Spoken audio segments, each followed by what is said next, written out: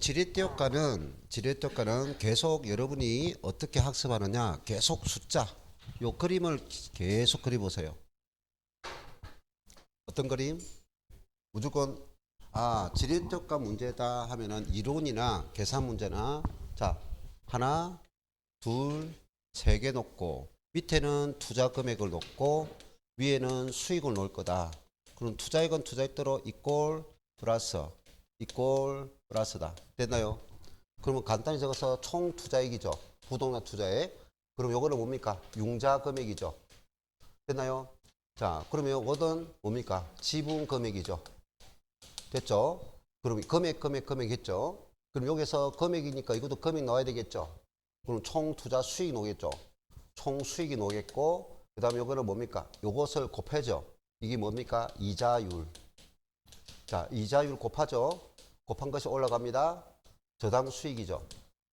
저당 수익. 그러면 여기서 이거를 차감하죠. 그러면 요것이 논다. 지분 수익. 자, 그럼 지분 수익 놓으면 나누죠. 나누면 뭡니까? 지분 수익이 나온다. 이 가정입니다. 됐죠? 이 끝이에요. 그런데 이것이 금액이면 같은 금액에 넣어야 돼요. 근데 아까 뭐 했어요? 하나, 둘, 세 개 났죠. 근데 아까 뭐가 났어요? 여기 비율이 나오죠.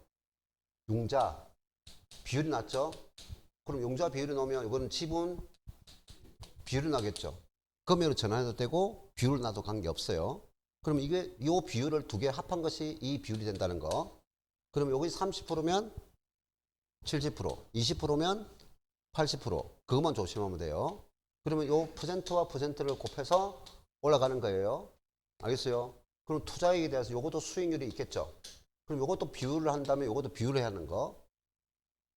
퍼센트니까 퍼센트라고. 퍼센트도 요거 퍼센트에서 차감해서 가정은 같아요. 금액이면 금액으로, 퍼센트면 퍼센트로 구하면 똑같습니다. 자, 그 다음에 수익률 있죠. 자, 핵심 2입니다. 핵심 2. 자, 우리가 수익률은 뭐냐? 사전적 수익률하고 무슨 수익률이 있다? 사후적 수익률이 있다. 그럼 사후적 수익률은 무슨 수익률? 부동 투자 결과 수익률이죠. 실현 수익률이다. 그러면 이거는 투자에 판단하면 된다, 안 된다? 안 된다 했죠. 우리는 지금 투자는 결과 전에 하는 것이 투자죠. 그럼 실현 수익률은 투자 결정에 반영되지 않는다. 그럼 우리는 무슨 수익률? 사전적 수익률을 가지고 간다. 그러면 여기는 누가 바라는 수익이요? 투자자 수익률이 있고, 자, 투자 대상에 대한 수익률이 있죠. 되나요? 누구 수익률과? 투자자 수익률이 있고, 투자자 수익률이 있고, 그럼 투자 대상 수익률이 있죠. 그럼 투자가 투자하면서 바라는 수익이 뭐다? 요구 수익률을 한다. 요구한다. 투자하면서 요구한다. 요구 수익률을 하더라. 그 다음에 이거는 뭐다? 투자 대상에 사업이 초기부터 사업이 종료될 때까지의 분석한 거죠. 이거를 뭐다? 미래에 발생한다. 미래에 기대 수익률이라 한다. 기대 수익률을 다른 말로는 내부 수익률을 한다. 되나요? 자, 그래서 투자 판단은 이 요구 투자자가 바라는 요구 수익률과 투자 대상에 바라는 기대 수익률을 비교해서 투자 결정을 하더라 이 말이에요. 되나요? 그러면 투자자는 돈을 쓰는 사람이죠. 투자자는 뭐 한다고요? 돈을 쓰는 사람이죠. 그럼 이 요구 수익률은 수익률이라 말했지만 이거는 뭐를 뜻하는 거고? 비용 개념을 말하고 투자 대상이죠. 수익은 투자에서 대상에서 올라오겠죠. 그럼 기대 수익률은 무슨 개념이고? 수익 개념이다라는 거죠. 그럼 뭐가 커야 돼요? 요구 수익률이 기대 수익률보다 크다면 비용이 수익보다 크죠. 투자를 기각하겠다는 거죠. 그러면 요구 수익률보다 기대 수익률이 크죠. 수익이 더 많죠. 그러면 투자하겠다 이 말이에요. 투자자가 바라는 수익보다 부동산에 오는 수익이 적으면 적다는 말이죠. 내가 바라는 수익보다 적으니까 투자 안 하겠고, 내가 바라는 수익보다 기대 수익이 크면 투자하겠다 이 말이죠. 그래서 이거를 비교해서 뭡니까? 투자 판단을 충분히 할 수 있겠죠. 자, 투자 판단. 근데 이거와 이거를 비교하면 돼, 안 돼? 이거와 이거 비교하면 안 된다. 투자 판단은. 자, 그러면 거기에 01번에 그러면 요 기대 수익률 있죠? 기대 수익률. 이 기대 수익률은 투자 대상 초기에서 종료까지 전부 다 분석한 수익률이 있죠. 그러면 사업 기간 동안에 일어날 수 있는 사건, 확률이 있다 했죠. 뭐가 있다고요? 확률, 불황, 호황. 아니면 일반적이고 보통이고 불황이고 호황이고 요 세 가지 줄 수 있고 두 개만 줄 수 있죠. 그 확률 곱하기 각 확률에 대한 수익률. 이것만 공식 암기하면 되죠. 기대 수익률 계산 문제 출제 빈도가 엄청 높단 말이야. 그래서 확률 곱하기 수익률 있고 가상. 요거 알면 되죠.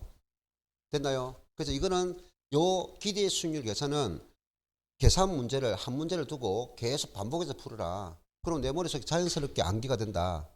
뭐만 알면 된다. 기대 수익률 계산은 확률 곱하기 수익률에서 가산한다. 그래서 이 가산하니까 이 기대 수익률 앞에 뭐 붙입니까? 가중평균 수익률이 한다. 무슨 수익률? 가중평균 수익률 한다. 가중평균 수익률. 자, 그 다음에 요거 수익률 있죠? 무슨 수익률? 기대 수익률 공식은 이 끝이야. 기대 수익률 공식은 확률 곱하기 수익률 플러스다. 이 끝이라고요. 근데 우리가 요거 수익률은 우리가 투자자가 바라는 수익 있죠?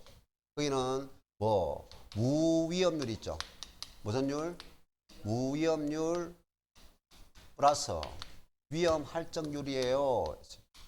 위험 할증률이에요. 하는 개념이죠. 자, 그리고 여기서 가치 증가분을 가져오면 내게 이익을 주면은 가치 상승분을 가져오면 내게 이익을 줬으니까 마이너스 시켜주고 되나요? 오히려 뭡니까? 가치를 하락시키는 요인이 발생하면은 더 가산시켜서 받아내야 된다 이 말이야. 이것도 그러니까 가치 하락분도 하나의 위험이다 이 말이야. 가치 하락분은 하나의 위험이니까 더 요구하고 가치 상승을 시키니까 차감해줘라 이 말이야. 이것도 위험. 그래서 일반적으로 무위험률과 위험 할증률이다. 그럼 무위험률은 밑에 뭐 적었나요? 거기에 적어놨죠. 무위험률은 무슨 대가다? 시간 대가다. 무위험률은 무슨 대가라고요?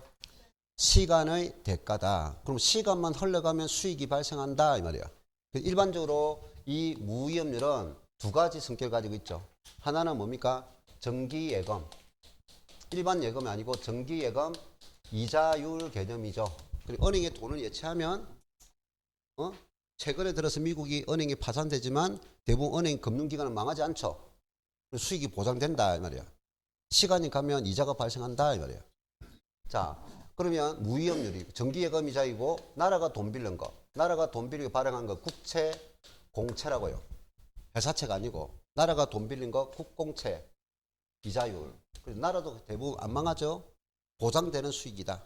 그러면 요 무위험률은 야 이건 투자자죠. 그럼 투자 대상을 하는데 A 투자도 있고 B 투자도 있고 C 투자가 있다면 요 투자 사업에 투자하는 투자자들이 요구할죠. 그 요구 수익률이 무위험률이 돼 있죠. 그럼 요 무위험률은 투자자마다 각각 다르겠어요? 같을까요? 같겠죠. 무위험률은 투자자마다 수익률이 다른 게 아니라 같죠. 한 은행에 A가 예금하나 B가 예전하나 그 은행이 주는 이자는 같죠. 이런 같다 말이야. 자, 그다음 위험 할증률이 있죠. 그럼 위험 할증률 그게 뭐다? 위험 대가다. 무슨 대가? 위험의 대가다 말이야. 위험 대가. 그럼 위험이 높을수록 뭡니까? 위험이 커질수록 많이 요구한다고요. 위험이 낮았으면 적어지고. 근데 요 위험하면은 우리가 투자에 대한 위험하면은 무슨 위험이 있다 했어요? 체계적 위험이 있고 체계적 위험이 있다 있고 비체계적 위험이 있다 있죠. 자, 그럼 모든 위험을 반영합니까? 요거를 뭐냐? 체계적 위험 피할 수 있다 없다? 피할 수 없고 비체계 위험 피할 수 있는 위험이죠. 그럼 이 피할 수 있으니까 본인 문제자. 본인 문제니까 이걸 요구하면 안 되고 여기서 위험 할증률은 뭘 받는다? 체계적 위험에 대한 대가를 요구한다 이 말이야. 모두 위험이 아니다. 이해됐나요? 자, 그러면 거기에 내가 뭘 적어놨어요? 위험 할증률은 위험 대가고 위험이 높아지면 할증률도 높아진다 이 말이야. 이해됐나요? 그러면 할증률은 이것이 곧 뭐냐? 이 요구 수익률은 하나의 할인율이에요. 뭐라고요? 요구 수익률은 하나는 할인율이라고. 수익률을 더 반영시켰죠. 높이 올라갔죠. 원 상태로 돌아오면 많이 떨어져야 되겠죠.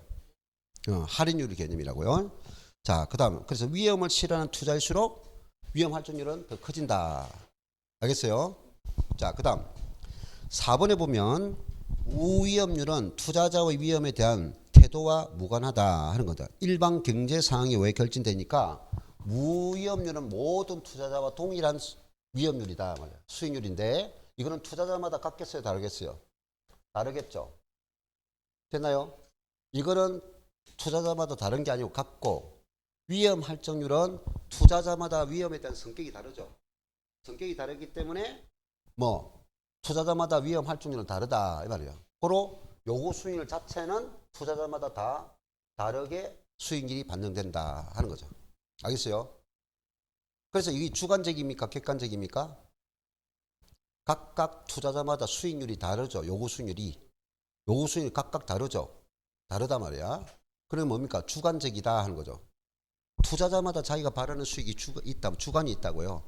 근데 투자 대상에 대한 수익, 기대 수익률은 대상은 하나죠. 하나니까 객관적이다 이 말이에요. 이거는 객관적. 하나니까 객관적이고 이거는 투자자마다 다르니까 주관적이다 이렇게 말해요. 자, 그다음 투자 결정 있어요.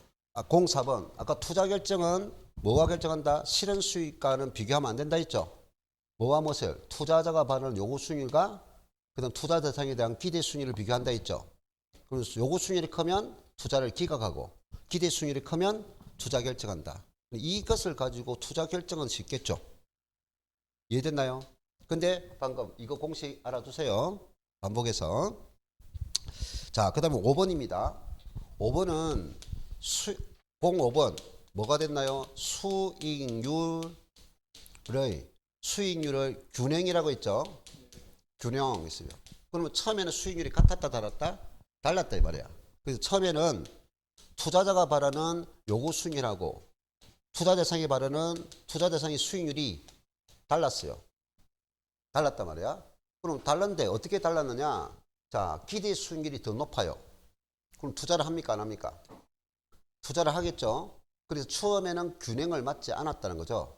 근데 시간이 흘러가면서 어떻게 바뀌느냐 하는 거죠. 요구 수익률이 바뀌는 것이 아니라 기대 수익률이 바뀌어요. 그럼 이거를 답을 내는 것은 문장이 놉니다. 문장이 논다고요. 예. 5번. 예. 그러네. 한 개 바르게, 한 개 고칠게요. 지금 바르게 두 개 똑같이 냈네. 죄송합니다. 자, 그러면 하나는 일단 보세요.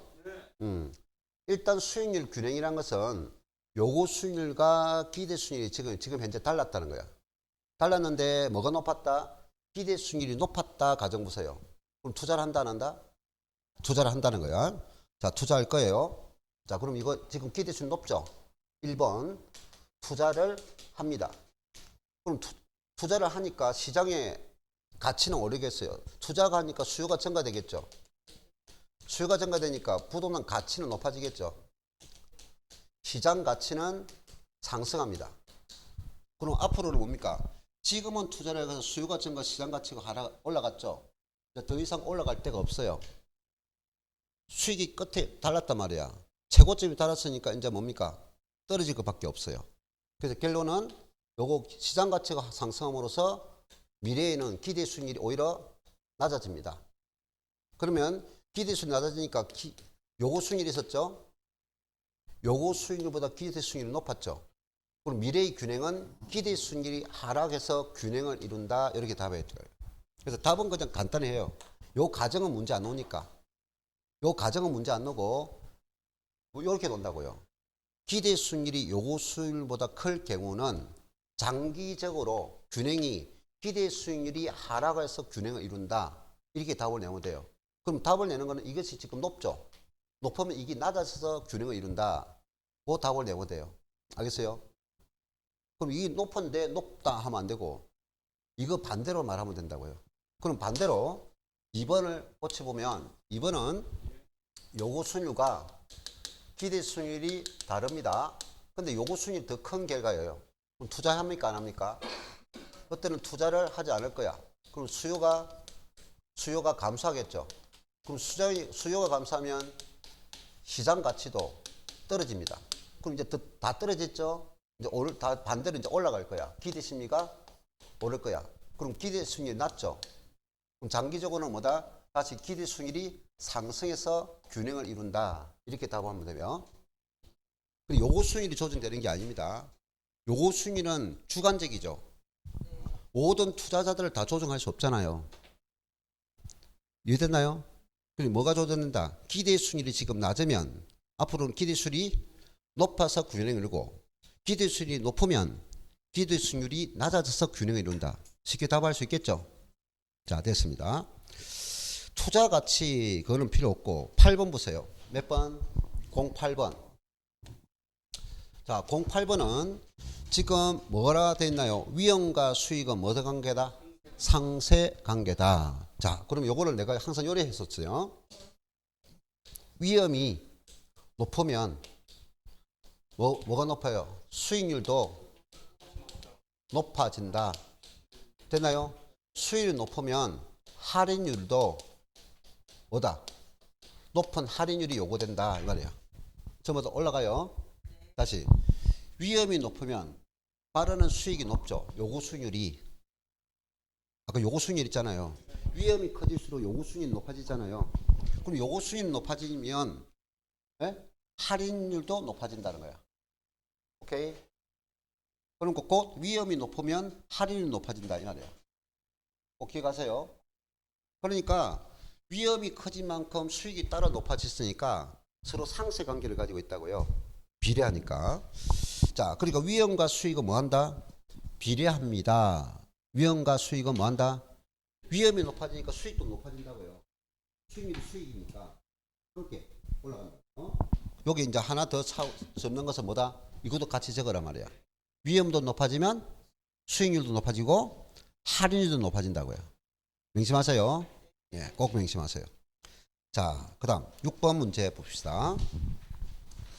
부동산 투자의 수익률에 관한 설명으로 옳지 않은 것은 있어요. 6번.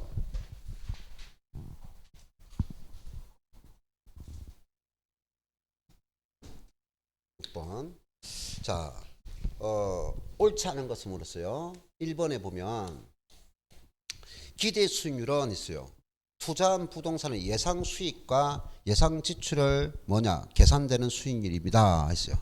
예상 수익과 예상 수입의 지출의 계산입니다. 맞을까요? 틀릴까요? 맞습니다. 1번 무슨 수익과 예상. 예상이 뭐예요? 기대. 예상 수익. 수익과 뭘 비교한다고요? 예상 지출. 예상 지출을 계산하는 수익률입니다. 아까 뭐 미래. 예상 수익과 예상 지출입니다. 지출을 가지고 계산하는 겁니다. 이 예상 수익은 아까 우리는 무슨 수익이 있다 했죠? 예상 수익은 뭐가 있죠? 부동산 투자라는 수익은 예상은 미래죠. 미래에 발생할 수익은 뭐가 있죠? 소득 이득이 있어요. 소득 이득이 있어요. 이거는 뭐냐? 소득은 임대를 해서 발생하는 수익이라고요. 순영업 소득이라고요. 순영업 소득. 됐나요? 그 다음에 자본 이득이 있어요. 자본 이득은 부동산 가치 상승으로 받은 뭡니까? 매각 시 발생하는 겁니다. 매각. 알겠어요? 가치 증가분이 되면 나중에 팔 때 이익이 발생하죠. 한 번 발생하는 거죠. 이건 여러 번 발생하는 거죠. 임대 수익은 매년 발생하는 거죠. 부동산 처분은 한 번이죠. 그리고 이거는 한 번 발생하는 거 매각 시. 이거는 임대는 뭡니까? 부동산을 임대하니까 계속 수입이 올라오죠. 이게 영업소득이라고, 영업소득. 이거는 소득이득이라고, 임대는 소득이득이라고, 이거는 자본이득이란다. 이 두 개의 합을 미래에 예상한다고요. 예상. 그럼 이 예상하는 수입을, 이거는 미래니까 미래 가치를 현재 시점을 떨어뜨려요. 미래의 가치를, 현재 가치를 떨어뜨려요. 그래서 우리는 순행가법에서 지금 분자가 수익인데 이거는 미래에 예상되는 유입액이라고요. 유입액. 요 두 개가 유입액이라고. 들어올 돈. 되나요? 들어올 돈. 이거를 할인해요. 할인한다. 그래서 1 플러스 R의 N 제곱. 현재 가치를 제공한단 말이야. 그럼 계산하면 이거는 유입 평가가 계산되죠. 이것이 뭡니까? 수익 개념이죠. 들어왔다. 됐나요? 그럼 예상 지출은 투자액이라고요. 투자액. 됐나요? 뭐라고요? 여기 예상 지출은 뭐라고요? 투자액. 근데 투자액은 여기서 무슨 투자액이냐? 우리는 투자액은 우리가 일반은 부동산을 구입했죠. 부동산 구입해서 그럼 부동산 금액 있죠. 타인들은 빌렸죠.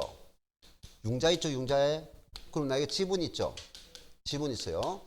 여기서 예상 지출액은 요거 전체 금액도 아니고 이 금액 아닙니다. 이거를 말해요. 지분 투자액만 말한다. 여기 지출액은 뭘 말한다? 지분 투자액만 말한다. 요거 알면 됩니다. 자, 그다음 2번 실현 수익률이란 투자가 이루어지고 난 후에 실제로 달성한 수익률이죠. 자, 그래서 투자 선택에 판단한다? 안 한다 하는 거죠. 자, 그 다음에 3번 요구 수익률은 누가? 투자자에게 충족시키는 최소한의 수익률. 자, 아주 중요한 거 무슨 수익률? 최소한의 수익률이라고 해요. 요구 수익률은 최대한의 수익률을 하면 안 돼. 바라는 수익이 최소한의 수익률입니다. 이게 포인트. 최대라 말을 쓰면 안 된다. 최소한의 수익률이다. 자, 그 다음에 4번 장래에 기대되는 수익의 흐름이 주어졌을 때 요구 수익률이 클수록 부동산 가치는 증가된다 라고 했죠. 자, 요구 수익률이 클수록 부동산 가치는 증가된다. 자, 우리가 요구 수익률이 위험률이 들어갔죠. 자, 보세요. 위험이 증가되면 수익률이 높아지죠. 요구 수익률이 그만큼 높아져. 그럼 수익률이 높아진 만큼 뭐가 높아진다 했어요? 할인율이 높아진다고요. 고로 할인율이 높아지니까 미래의 금액을 현재로 떨어뜨리죠. 할인이 많이 되죠. 미래의 수익이 발생하죠. 수익이 올라갔잖아요. 그럼 이 할인율이 높아진다고요.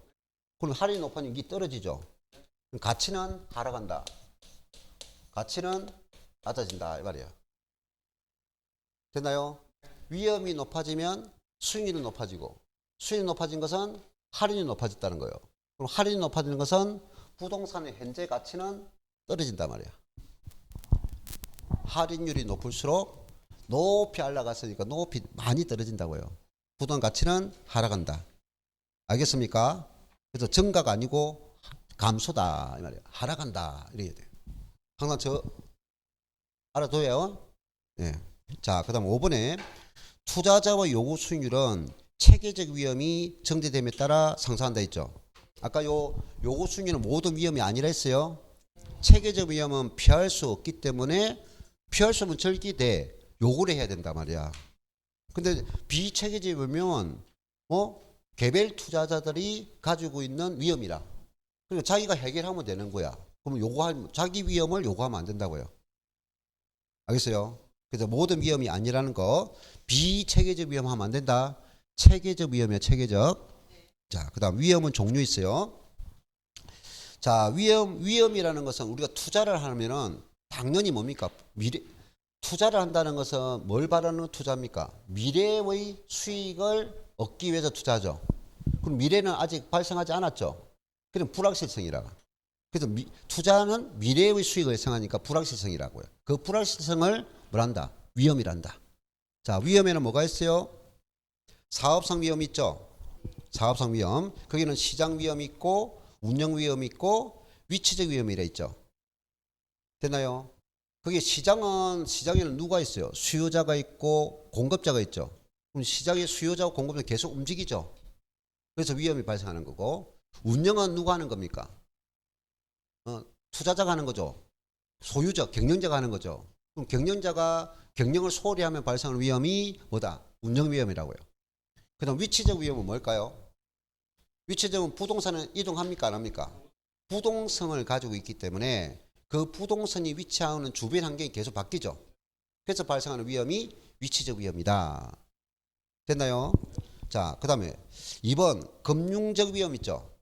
금융적 위험은 반드시 뭐가 발생할 때만 된다?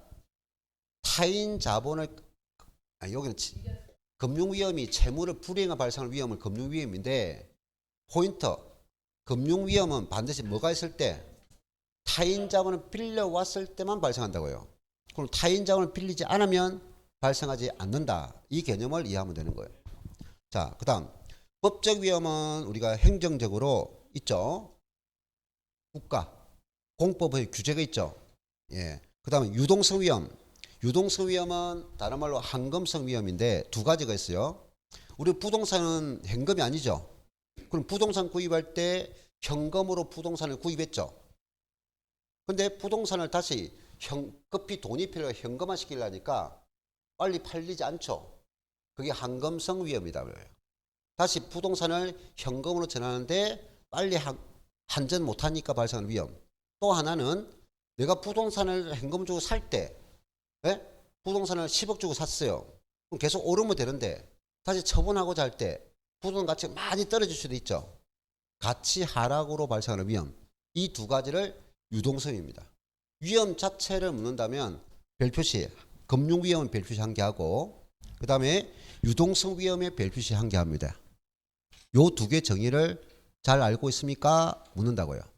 자, 그 다음에 2번 체계적 위험과 비체계적 위험 있죠.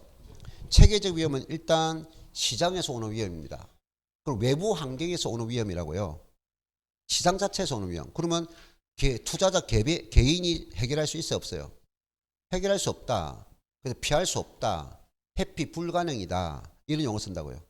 그럼 비체계적은 개별 부동산에서 발생하는 것. 그럼 개별 자체로 발생하는 거니까 자기가 문제다. 본인 문제라고요. 알겠습니까? 그래서 개별 투자자, 개별 자산에 옵니다. 회피 가능입니다. 자, 그래서 위험과 수익의 상세 관계는 무슨 위험만? 체계적 위험만 아까 요구했죠. 체계적 위험이 높아지니까 요구 수준이 높아지죠. 그래서 상세 효과, 비례 관계가 상세 효과가 된단 말이야. 응? 그래서 우리는 요거를 우리가 뭘 하느냐? 부동산은 투자 위험이 높아지면 할증을 붙인다 했죠. 위험이 높아지니까 수익률을 높인다 했죠. 수익률 높인단 말이야. 그래서 상세 효과가 돼 말이야. 우리 부동산은 인플레이션에 대해서 인플레이션이 뭡니까? 모든 물가 지수가 상승하죠. 그 물가 지수 상승은 화폐 가치를 하락시키죠. 서로 부동산 가치를 하락시키는 요인이라고요. 위험이라고요. 되나요? 근데 우리 부동산은 그 인플레이션 위험을 방어하는 기능이 있어요. 물건이니까, 현금이 아니니까. 물가 지수가 상승하는 모든 물가가 올랐죠? 그럼 부동산 가치도 같이 올랐죠.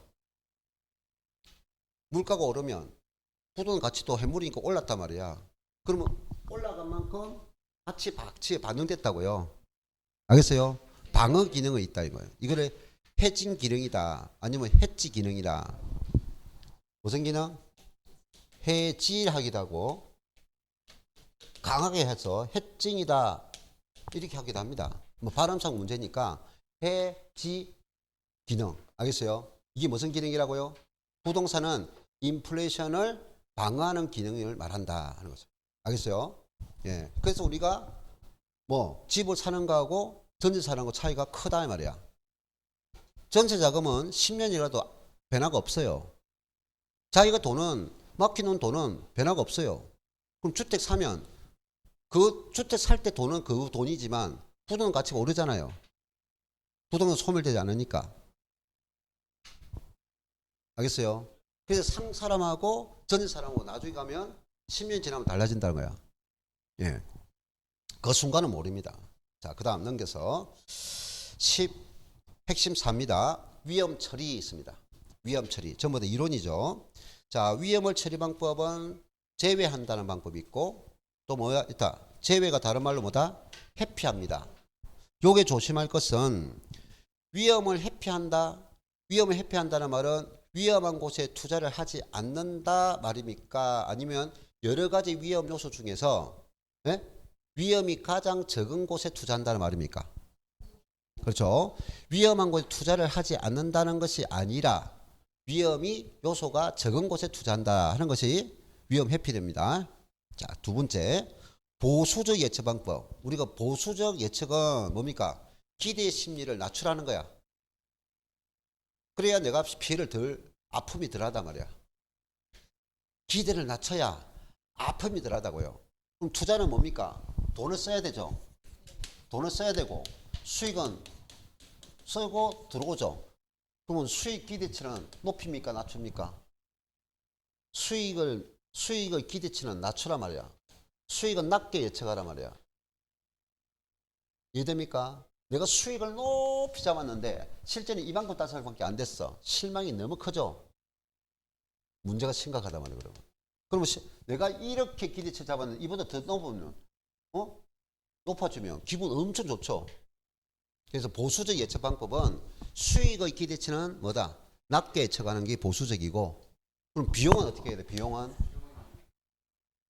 비용은 쓸 돈은 미리 예측해 놔야, 미리 준비해 놓으면 실제로 요만큼 돈이 들어가도 미리 여유 자금이 있죠.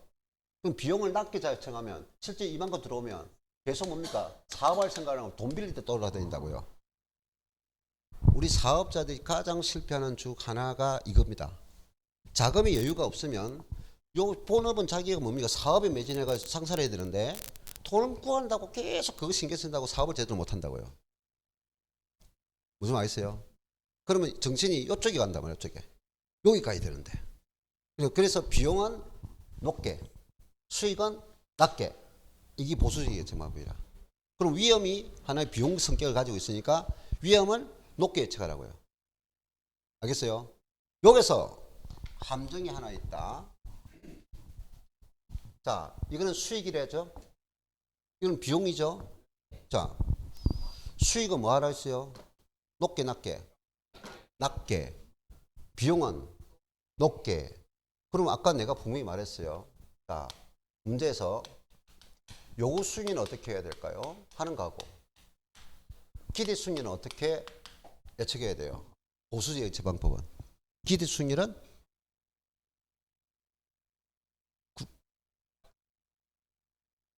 요구 순위는 높게. 이해합니까? 무슨 말인지 방금 말이. 아까 내가 요구 순위는 무슨 성격이라 했어요? 비용이라 했잖아요. 비용. 요구 순위는 비용 성격이라고. 그럼 요구 순위는 높게 예측하고 기대 순위는 수익이라 했잖아요. 수익은 낮게. 이 개념을 이렇게 말한다고요. 이거 다 수익으로 생각하면 안 된다. 요구 순위는 비용 개념이고 기대 순위는 수익 개념이라고. 알겠죠? 그래서 보수적 예측 방법은 요구 순위는 높게, 기대 순위는 낮게 예측한다 이 말입니다. 자, 그 다음에 3번입니다. 위험 조정 할인율 있죠. 옆에 뭐라고 적어놨나요? 요구 수익률. 그래서 내가 위험이 있다면 뭡니까? 팔아라 말이야. 체계적 위험을 피할 수 없으니까 투자자에게 팔아서 위험을 회피하는 방법, 제거시키는 방법이야. 그게 요구 수익률입니다. 위험한 투자일수록 높은 할인율이 적용된다 했죠. 아까 계속 말했죠. 위험이 높으면 수익률이 높아지고 수익이 높아지면 할인이 높아진다. 그러면 부동산 가치는 낮다. 높이 올라갔으니까 한참 거린다. 이렇게. 자, 그 다음에 4번 별표시. 위험 증가 있어요. 위험 증가는 본인이 부담할 손실분을 타인에게 맡기는 거야. 이게 위험 증가야. 그럼 거기 뭐가 됐나요? 내가 위험 증가, 내가 부담할 위험을 타인에게 넘긴다. 회사에 보험 가입해서, 하재 보험 가입해서, 그럼 손실분을 보험에서 넘겼죠. 그래, 보험을 가입하는 것이 위험 증가라고요. 되나요? 보험 가입이 위험 증가라고요. 이해합니까? 자, 또 하나는 우리가 이자율이 있는데 내일 우리가 금융 파트 비하죠. 금융에 들어가면 이자율이 크게 두 가지 개념이 있죠. 무슨 이자율, 무슨 이자율? 고정이자율, 변동이자율이죠. 그럼 고정이자율은 뭐가? 고정이자율은 만기 동안에 이자가 변화가 없죠. 그러면 은행은 대출기간은 위험을 증가시킬 수 있어 없어요? 위험이 발생해도 고정되어 있으니까 위험을 증가시킬 수 없죠. 그럼 변동이자율은 일정 주기를 두고 이자를 조정하는 거죠. 네? 그럼 변동이자율은 금융기관이 차입자에게 위험을 증가시킬 수 있고 고정이자율 방식은 위험을 증가시킬 수 없다. 이 말이에요.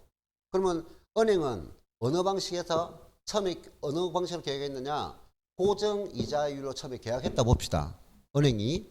그러면 뭐로 갈아타야 돼? 위험을 증가시킬 수 없죠. 그럼 변동 이자율과 이렇게 바꾼다는 거야. 바꾸는 거 이거를 스왑이라 하기도 하고 교환 행위를 우리가 교환한다는 것은 뭡니까? 스왑이라 스왑이란 뜻이 교환이라 교환. 근데 이 일반 사람들이 나쁘게 이용하죠. 나쁘게 이용하는 사람 있어. 예. 자, 하여튼 스왑입니다. 서로 교환하는 거 알겠어요?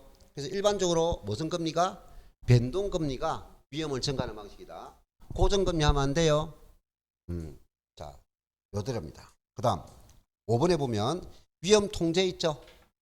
위험통제 일명 가리인데요.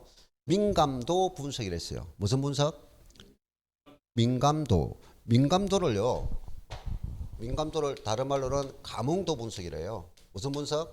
감응도 분석. 민감도 분석, 다른 말로 감응도 분석인데 요거는 투입 요소가 있어요. 우리 투자를 하면은 자, 임대를 하면은 우리가 뭐죠? 기, 유, 영, 순. 그다음에 부, 세, 영, 세 있죠. 이게 마이너스 요인이죠. 되나요? 그러면 처음에 내가 예상했던 영업 경비가 있는데 영업 경비가 갑자기 많이 될 수 있죠. 아니면 그래서 어디에 이 마이너스가 우리 수익을 좌우하는 거고 그 결과 수익이 산출하는데 요 마이너스 요소다 말이야. 요소. 투자하는 데 사업 위험.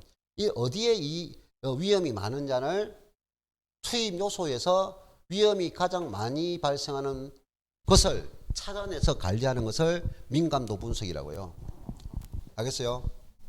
자, 그리고 투입 요소를 변화시켜 결과치를 분석해서 가장 민감한 요소를 집중적으로 관리하는 것을 민감도 분석이다. 투입 요소 놓으면 민감도 분석. 알겠어요? 이 문제 지문을 할 때 이게 맞게 설명했습니까? 묻는다고요. 그러면 투입 요소 놓으면 이거는 민감도 분석이구나 하면 됩니다. 보험 가입 하면 뭐다? 위험을 증가시키는 가입이구나. 이렇게 결정되는 거예요. 알겠어요? 자, 그 다음 포트폴리오. 포트폴리오가 뭐죠? 분산 투자죠. 포트폴리오 분산 투자 뭘 줄이기 위해서? 아까 체계적 위험은 절대로 감소시킬 수 없습니다. 포트폴리오는 분산 투자함으로써 비체계적 위험을 감소시키는 것입니다. 분산 투자. 제일 쉬운 문제죠. 자, 6번 위험 보유가 있어요. 위험을 보유한다는 것은 미래에 지출될 손실을, 미래에 발생한 손실을 미리 가지고 있는 거예요. 그럼 우리가 내가 월급을 계속 받아요. 그럼 미래 목돈이 들어갈 거야. 그럼 그때 장면은 대비 못 하죠. 미래의 손실을 미리 대비해서 가지고 있는 거라고요. 그러면 은행에 적금을 두고 있으면 목돈이 들어갈 때 그 적금을 사용하면 대비되죠. 그 위험을 보유하고 있다는 거죠. 내가 이거 설명할 때 뭐 했어요? 아파트에 우리 관리비 낼 때 뭐를 줍니까? 수선 충당금, 장기 수선 충당금을 내는 것이 하나의 위험을 보유하고 있는 거예요. 이해됐나요? 예. 자, 그 다음 5번 포트폴리오 이론. 여러분 지금 내가 여기 포인트에 우리 교재 막 했는데 지금 여기에 있는 거면 다 알면 문제 다 풀려요. 복잡한 게 아니라 포트폴리오는 사실 이것만 알면 끝나는 거야. 자, 포트폴리오는 방금 뭐라고요? 분산 투자. 뭘 줄인다? 그냥 위험 아니고 비체계적 위험. 체계적 위험 절대 감소시킬 수 없다. 자, 포트폴리오는 뭐다? 분산 투자. 분산 투자. 그럼 분산 투자는 말은 뭐다? 내가 가지고 있는 자금을, 투자 자금을 한 곳에 올인하면 분산이 안 되죠. 어찌됐든 내가 가지고 있는 자금을 주택에만 투자해도 분산 투자가 되고 공장에만 투자해도 분산 투자 되는데 단지 뭡니까? 내가 가지고 있는 자금을 주택에만 투자해도 분산 투자됩니다. 그걸 뭐냐? A주택, B주택, C주택. 지역이 다르죠. 주택마다 수익률이 다르잖아요. 근데 어떤 사람이 포트폴리오에서 어떤 사람이 분산 투자했는데 가지고 있는 투자 자금을 주택에만 투자하면 분산 효과가 없다 하는 사람이 있어. 틀렸다. 주택 종류가 많잖아요. 또 A지역 주택하고 B지역 주택하고 C주택 수익률이 다르잖아요. 그리고 어떤 사람이 가지고 있는 자금은 주택에 투자하고 공장에 투자하고 토지에 투자해야만이 분산 투자하면 착각하면 안 돼. 일단 내 자금을 나눈다는 거야. 이게 분산 투자라고요. 그 무슨 차이 때문에? 수익률 차이라고 해요. 수익률. 높은 수익이 발생하는 투자와 낮은 수익이 발생하는 투자에 한다고요. 그러면 이 비중을 어떻게 나누겠어요? 분산 투자. 분산 투자는 위험을 감소시킨다고요. 비체계적 위험을 줄일 목적이야. 그럼 투자 자금 중에서 높은 수익이 발생하는 수익에 투자하고 일부 낮은 수익에 투자해야 분산 효과가 크다라고요. 알겠어요? 그럼 둘 다 모든 투자가 높은 수익이면 투자하든지 아니면 낮은 수익이면 다 투자하면 분산은 맞는데 분산 투자는 맞는데 분산 효과는 없단 말이야. 상시 효과가 없단 말이야. 이거는 뭡니까? 높은 수익이 투자한다면 완전히 쫄딱 막거나 대박을 치거나 이래 한다고요. 알겠어요? 그 낮은 수익이만 다 투자하면 항상 보면 발전이 없다고요. 발전이 없어. 안전하게 수익을 창출하지만 발전이 없다고. 수익이 아주 낮기 때문에. 알겠어요? 개우 뭡니까? 보존하고 있는 거야. 안전하니까. 근데 높은 수익이면 다 투자하면 뭡니까? 대박을 치거나 돈 다 잃거나 그 수익이라고요. 그래서 주식 잘못 투자하면 다 투자하면 없어지고 하죠. 예. 누구를 말하지 않겠지만 하여튼 그겁니다. 그게 포트폴리오 분산 투자예요. 근데 결과적으로 뭡니까? 포트폴리오 분산은 딱 묻는 것이 거기에 용어들 몇 가지 익히면 되죠. 자, 분산 투자를 통해서 뭘 줄인다? 비체계적 위험을 감소한다. 체계적 하면 안 된다. 자, 그게 첫 번째. 자산의 수가 많을수록 포트폴리오 효과는 커진다는 거. 자산 구성요 수를 무한히 늘리면 비체계적 위험이 완전히 제거될 수 있다. 자, 그러면 여기는 무슨 용어가 나온다? 상관계수가 나옵니다. 이 상관계수는 계산을 한 값이 아니고요. 상관계수는 계산값이 아니고 우리가 어느 지에 가면 여론조사하죠. 여론조사가 이거 한 번만 해보고요. 여기 A가 좋습니까? B가 좋습니까? 좀 찍어주세요. 스티커 붙여주세요. 이 펀칭이야, 펀칭. 이렇게 척척척 예측하는 거. 그래서 어디에 집중적으로 모여 있습니까? 이걸 하는 거야. 그를 같은 쪽에 많이 모여 있느냐, 다른 쪽에 많이 나눠져 있느냐, 이거예요. 같은 쪽에 나눠져 있으면 뭐냐, 플러스 1이라고 합니다. 자, 그래서 여기서는 뭐만 잘 인식하면 되느냐, 상관계수입니다. 상관계수는 A 투자와 B 투자의 수익률 차이를 말합니다. 다시 상관계수는 뭐라고요? A 투자와 B 투자의 수익률을 차이를 말한다고요. 그 수익률 차이가 같은 방향이냐 다른 방향이냐 이 말이야. 알겠어요? 이 수익률이 같은 비슷한 방향으로 투자했습니까? 서로 다른 방향으로 투자했습니까? 그럼 같은 방향으로 투자하면은 양의 상관계수라고 해요. 서로 다른 방향으로 투자한 것을 음의 상관계수라고 해요. 됐나요? 그럼 전부 다 같은 방향이면 플러스 1이 되는 상관계수라고 해요. 됐나요? 상쇄효과가 엄청 크면 마이너스 1이라는 상관계수라고 해요. 상관계수는 결과적으로 우리가 분수 있죠, 분수. 분수는 비교하는 거죠. 결과치를. 그래서 항상 우리가 곱셈이나 나눗셈에서는 양쪽의 부호가 같으면 뭡니까? 양의 값으로 같잖아요. 플러스고 플러스 곱한다. 마이너스 곱한다. 이 결과는 뭡니까? 플러스 결과나 있잖아요. 나눗셈이나. 플러스와 플러스를 나눈다. 플러스와 마이너스 나눈다. 이것도 뭡니까? 양의 상관계수라 있잖아요. 양. 근데 한쪽이 플러스와 마이너스를 곱한다. 요것이 크더라도 이거는 뭡니까? 마이너스라고요. 알겠어요? 그래서 이거는 결과적으로 뭐냐? 같은 수익률이 같은 방향은 뭐다? 양의 상관계수. 알겠어요? 수익률 반영이 다르면 음의 상관계수라고 합니다. 됐죠? 인식했나요? 다시 수익률이 동일 방향이면 같다. 동일 방향이면 뭐다? 양의 상관계수. 수익률 방향이 다르면 음의 상관계수. 알겠어요? 완전히 동일해져 버리면 플러스 1이라는 상관계수. 됐나요? 전혀 다르면 마이너스 1 상관계수. 됐죠? 자, 그래서 상관계수는 어디와 어디 사이다? 플러스 1에서 마이너스 1인 상관계수입니다. 총 4가지만 알면 되는데, 자, 만약에 상관계수가 플러스 1인 상관계수래요. 그러면 위험은 제거될까요? 안 될까요? 위험 자체는 제거 자체가 안 됩니다. 전혀 안 됩니다. 그 말은 분산 효과가 있어요, 없어요? 분산 효과 자체가 발생하지 않습니다. 이 말이고요. 자, 그 다음에 마이너스 1이라는 상관계수는 수익률 반영이 다르다 했죠? 이거는 수익률 반영이 일치해 버린단 말이에요. 자, 그러면 마이너스 1인 상관계수는 위험이 제거되었다. 완전히 제거되었다 이 말이에요. 분산은 제일 크다. 비체계적 위험이 완전히 제거되었다 이 말이에요. 이거는 전혀 위험이 제거되지 않았고 이거는 위험이 완전히 제거되었다라고 해요. 알겠습니까? 자, 그러면 상관계수가 마이너스 1에 가까워진다. 마이너스 1이 아니라 마이너스 1에 가까워진다. 아니면 상관계수가 음의 상관계수를 가진다. 이렇게 말한다고요. 그러면 이거는 분산 효과가 크다 적다. 분산 효과가 크다 하고. 그럼 상관계수가 플러스 1이 아니라 플러스 1에 가까워진다. 양의 상관계수다. 그럼 이거는 뭐라고 했어요? 이거는 분산 효과가 낮다. 요것만 알면 된다고요. 아시겠어요? 끝. 끝. 자, 그다음 최적 포트폴리오 있습니다. 핵심 6의 최적의 투자점, 최적 포트폴리오 있죠? 여기서 우리는 뭘 한다고 합니까?